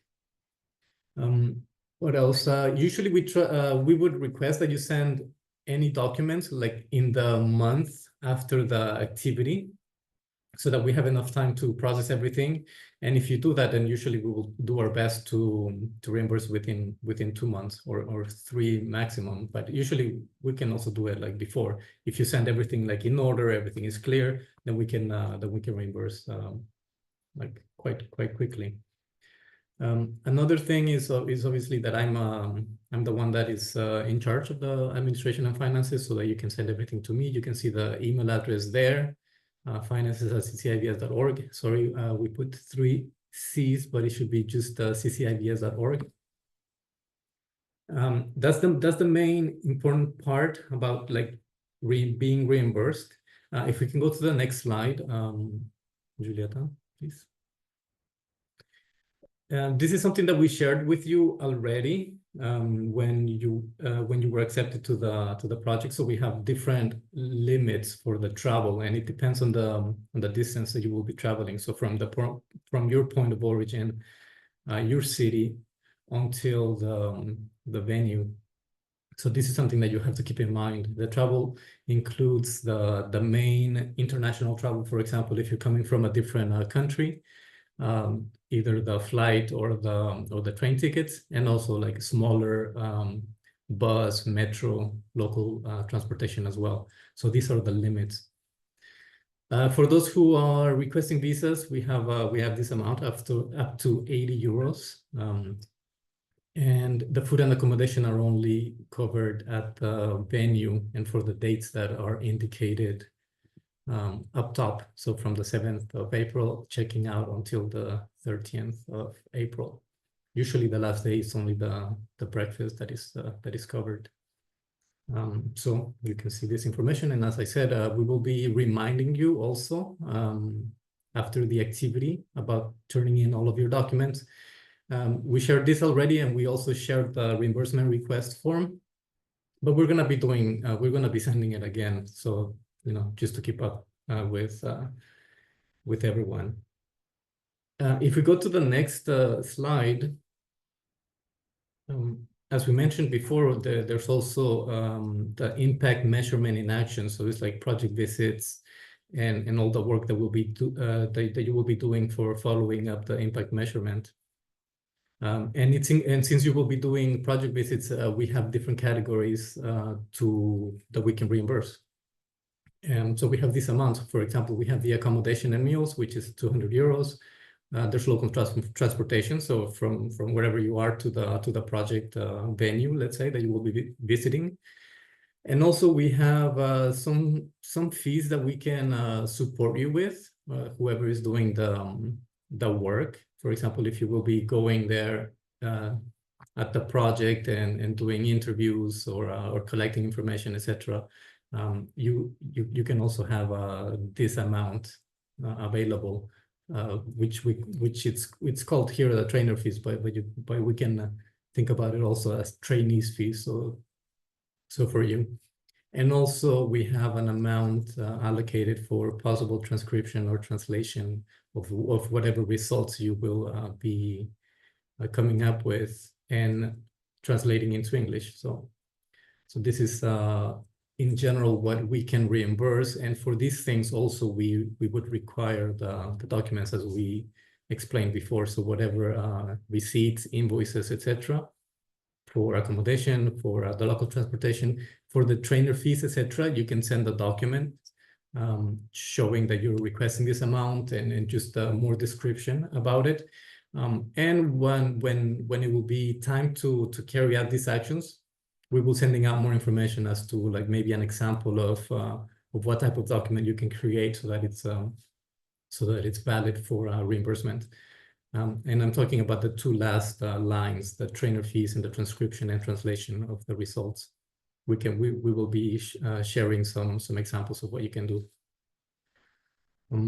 So this is in general like about the finances. In case you have any questions, you can ask me now or also via email. Like I said, we'll be sharing a lot of information.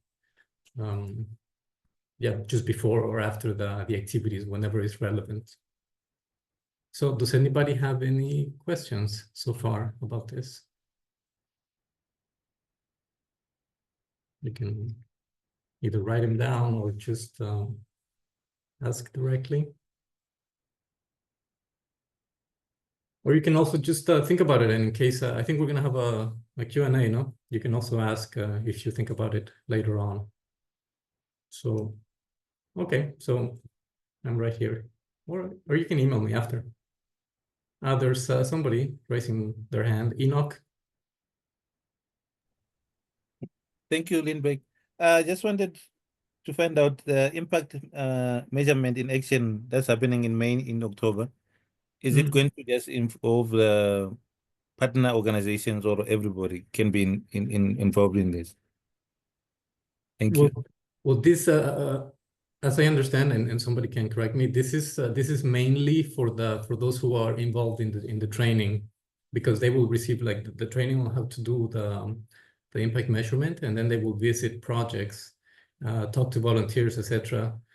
So this budget is allocated for those volunteers and organizations who are already registering and will be attending the training.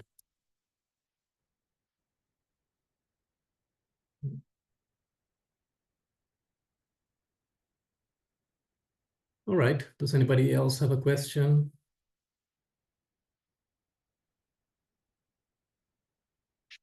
Everything seems good and clear, I guess. All right, so I can pass on the floor to the facilitator to continue.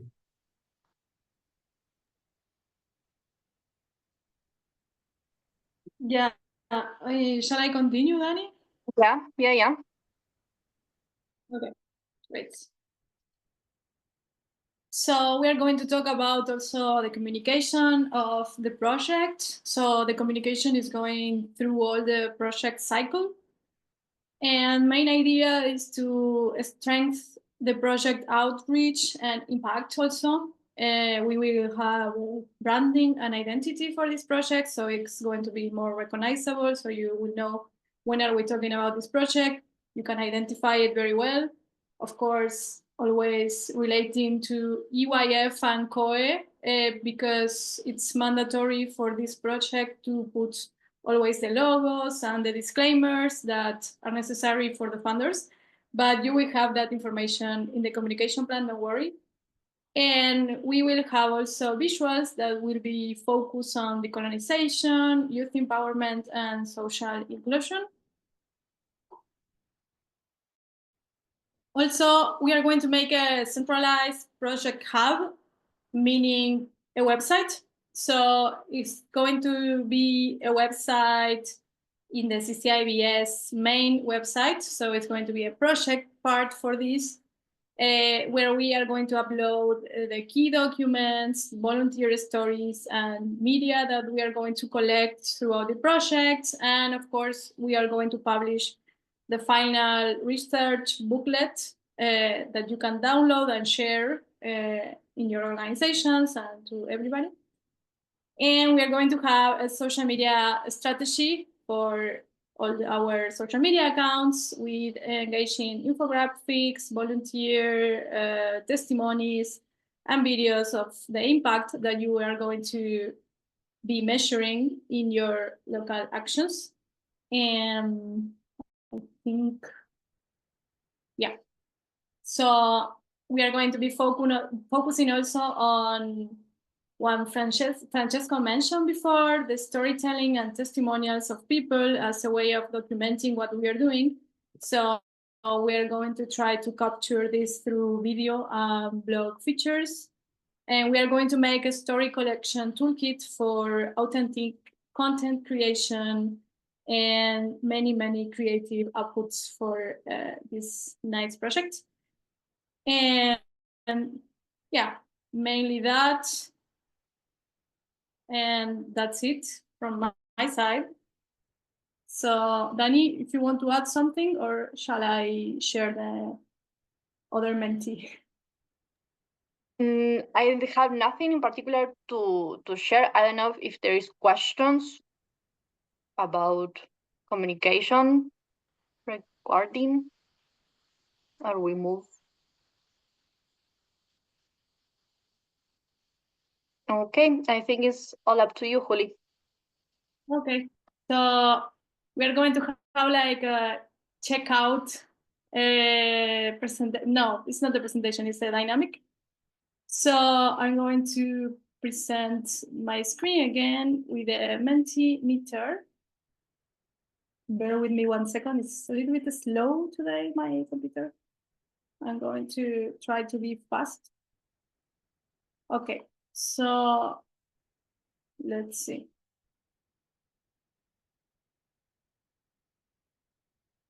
Please shine again the Menti. You can do it with the QR code, and you can do it with the code in menti.com.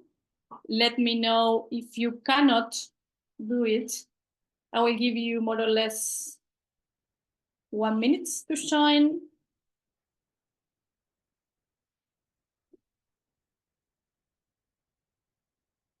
Everything okay? We are doing okay? It's working?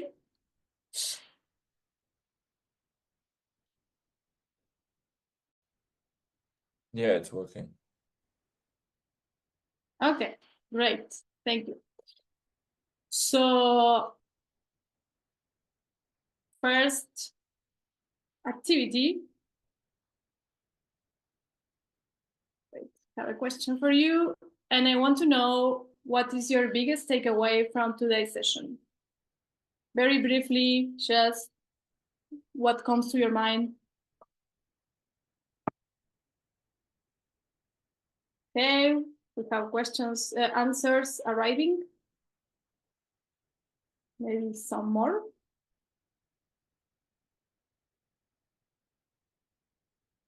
You can also put the answers in the chat if you cannot make it work for some reason.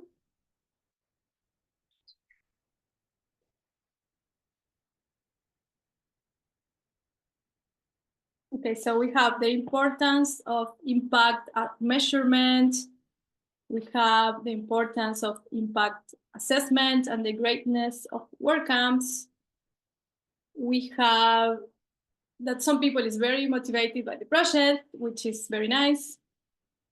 We have also making explicit things that we take for granted. Yes, that's the main idea of the project, such as processes that lead to change. The project mile is important for further volunteering and intercultural program. The importance of impact measurement, especially on LMTV projects, which is going to be a new thing. The exciting takes on the projects and the results we are hoping for. We need to work on creating and improving the tools while taking into account new approaches. Yes, that's a very nice challenge to take on. Okay, thank you for your participation. Next question.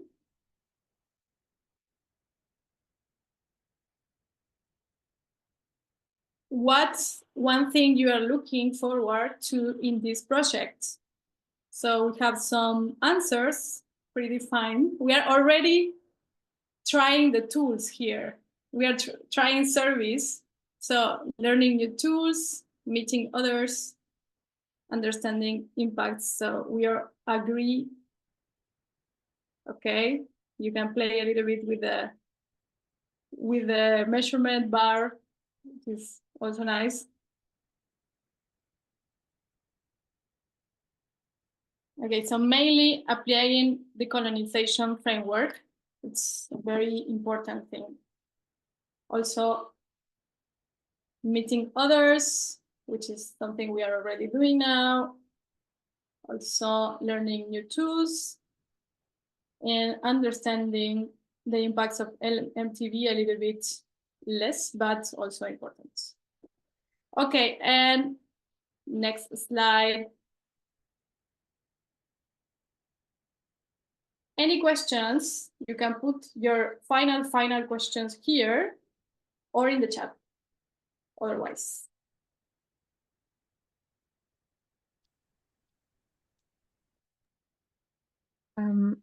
I do have a question though, Yeah. if I can ask. I don't know if it's for now or for later, I guess to talk about my involvement, because I'm in Bonn with SCI Germany. So just let me know if I should talk about it now or later. Yeah, I don't know who knows about it, maybe Lindberg or... Yeah, we'll stay on. The people that are involved in the Bonn training will stay on after the call. So we have our first question. Is there a deadline to buy the tickets to Bonn?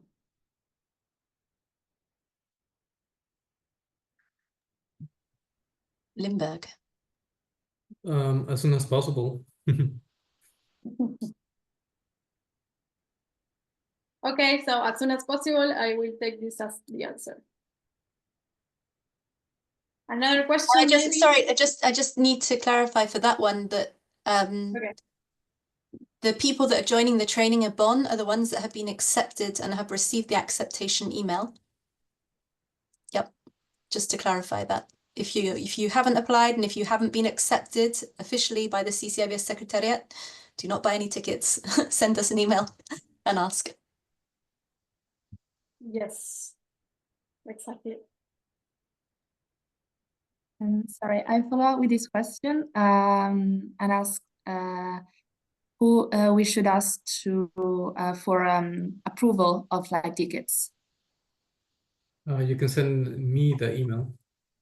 Okay, so at finances.ccibs.org, right? Sure, you can also, but yeah, you can, if you do it in Secretariat, that's fine. Either Okay. way. All right, thank you. Mhm. Okay, more questions about the tickets? Okay, I guess no. Next question is if there is accommodation details for the training in Bonn. What about that? So we are finalizing the info sheet, which has all that information, and we'll be sending out, je pense que in a day or two. Okay. Thank you, Lindberg. Did I speak French? Yes. Yeah, a Sorry. little bit. Yeah, sorry about that. I think we'll be sending out soon. That's what I meant. Is there any questions in the chat? Maybe. Yes, we have one question in the chat. That is, can you also share the list of approved band partners to the training in Bonn? I will assume that we can with the info sheet that we will send soon. Usually we don't, but if Kola, if you want to know who's approved, I think we can do that. Perhaps later on we will share information about the local projects. Yeah. Yeah, I can just add that Okay. the call was sent out since the beginning of the year for participants to this training. So the deadline, I can't remember when the first deadline was, in January maybe. So the participants were selected based on the deadline. Yeah. And the only participants that are missing now are participants which are based in the EU due to the funding restrictions. All other places are filled.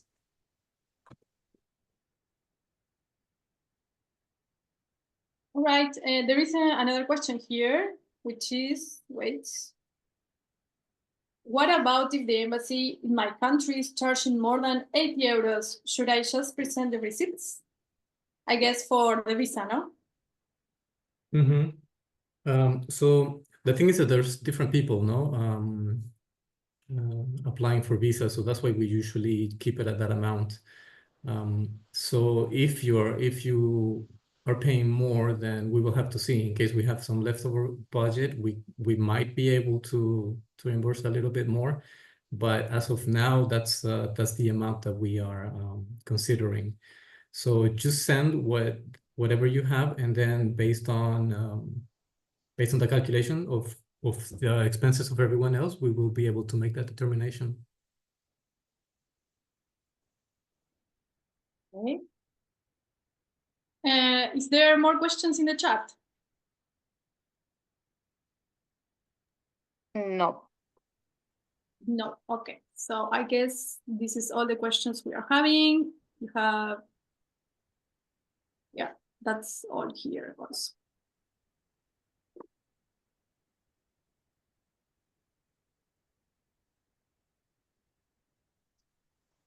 So we are going to the end of this kickoff meeting. Thank you very much to going through. It was a lot. I'm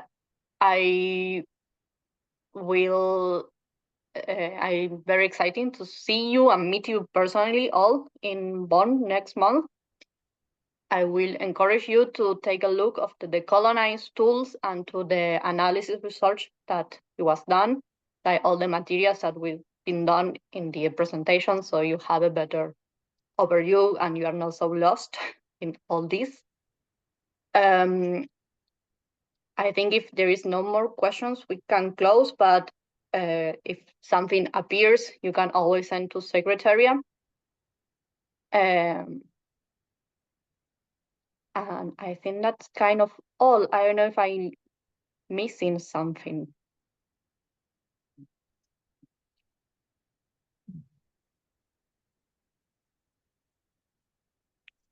So yeah. For me, that's fine. I don't know if there's any questions in the room, but as we've already shared, that you can ask any questions by email in any case. Yeah. Okay, then. So we will close the meeting for everyone who is not part of the training team or host organization in Bonn. So thank you everyone for joining, and we invite to stay just SCID, the trainers, and the CCIVS Secretariat. Thank you. Bye. Bye-bye. Thank you. Bye-bye. Bye-bye. Thank you. Bye. Thank you. Bye. Bye.